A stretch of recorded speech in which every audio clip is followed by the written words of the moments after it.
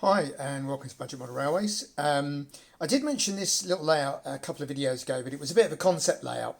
It was about ideas and things I wanted to try out. And since then it's come on in leaps and bounds, and it's pretty much finished.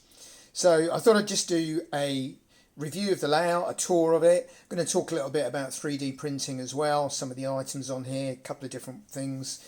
And some of the concepts. I'm going to do a little bit more about how it was made.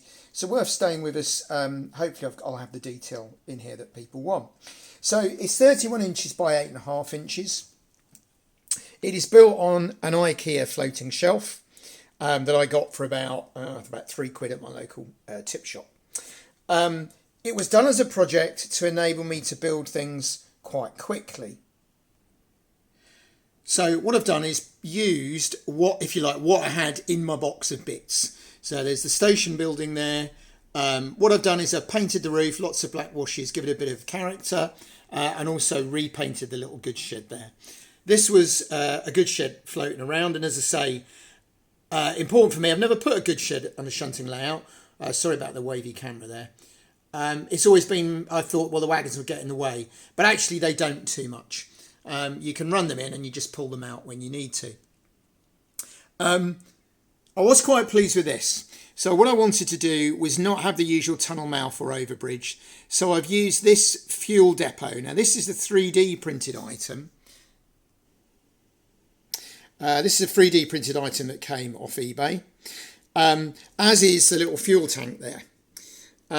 So obviously we can 3D print ourselves, and I'll show you a couple of bits we did.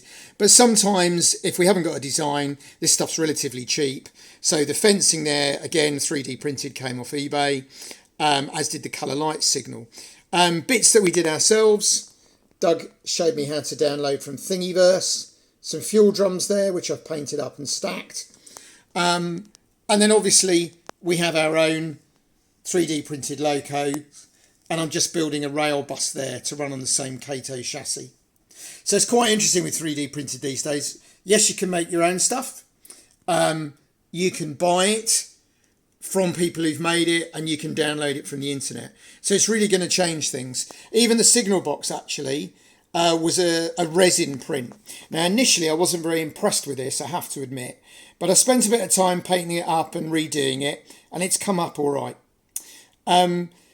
So I was talking about this. So the idea of this is so that rather than the tunnel mouth, the train will just disappear through the back of that. Unfortunately, because I put it that way round, there was a gap at the back. So I scratch built a little wedge there, so that when you look from here, especially with the tree there, just for a change, it's not going through a bridge. Photo back scene, again, was lying around in my box. In fact, the only things I actually bought for this layout were the crossing gates. Everything else has just been lying around somewhere. I am quite pleased with it as a look. The road is just cereal packet card, painted grey, black washed, dry brushed. I did use grass mat, and I used grass mat because of these, which are the wiring tube things. I didn't want to do ballast like I normally would, scatter and glue, in case it glued them up. I'm not entirely happy with it, but it was a quick, easy way of doing the grass. Track is on roofing felt for ballast, which looks all right on here. Quite happy with that. My usual Opal Blitz in the loading bay. Curbs on the back of the back seam, just by putting a piece of card there to support it. Back seam is hardboard, just nailed and glued in, side first, and then I'm going to do it this way around. Then the back, it's actually a bit of old funny laminate actually I found somewhere. So that they're all offcuts. It's just hardboard, glued and tacked on, really easy. So a quick, easy project. Really, if you had the bits lying around or got them cheap second hand is the alternative. These were all bought cheap second hand when I saw them. You can knock up a layout, really. As I say, this is compact, which is one of the things I've gone about. It's relatively cheap and it was pretty quick. So it's a very typical Budget Model Railways video. I am using a Mahano controller for a change to see how I get on with that with my arthritic fingers on the other ones. It's okay. It's not quite as smooth and reliable as one of our controllers. It takes a bit more practice, but it does work okay. Locos wise, it's really designed for these, the short ones. But in fact, even something as big as that big Bo Kato will shunt it very happily. Was quite pleased with this. Let's take this off of here and give you a better shot. Doing a bit of an update, really. Oh, clumsy fingers. Sorry about the shaky camera, those people that complain about it. So we did this body a while ago. I did this brown one to give it an industrial look, which was quite nice, but I wanted something a bit smarter. So I did this one. I'm quite pleased with that. So I've added numbers there from a Kato, spare from a Kato wagon. Handrails, quite a nice paint job. Yellow buffer beams, because bear in mind this is all freelance. And that actually looks very smart on the layout.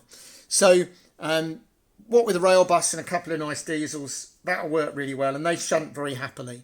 I did need to give the track a really good clean.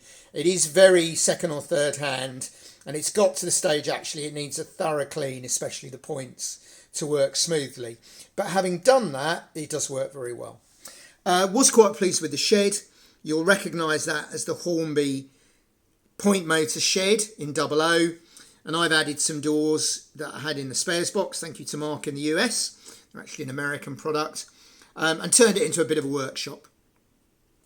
I like the fuel depot. I think that concept works well in there. And there used to be a fuel depot next to the station at Northiam. And that's really where the idea came from. I like the fact that at operating levels, the road disappears round behind the station.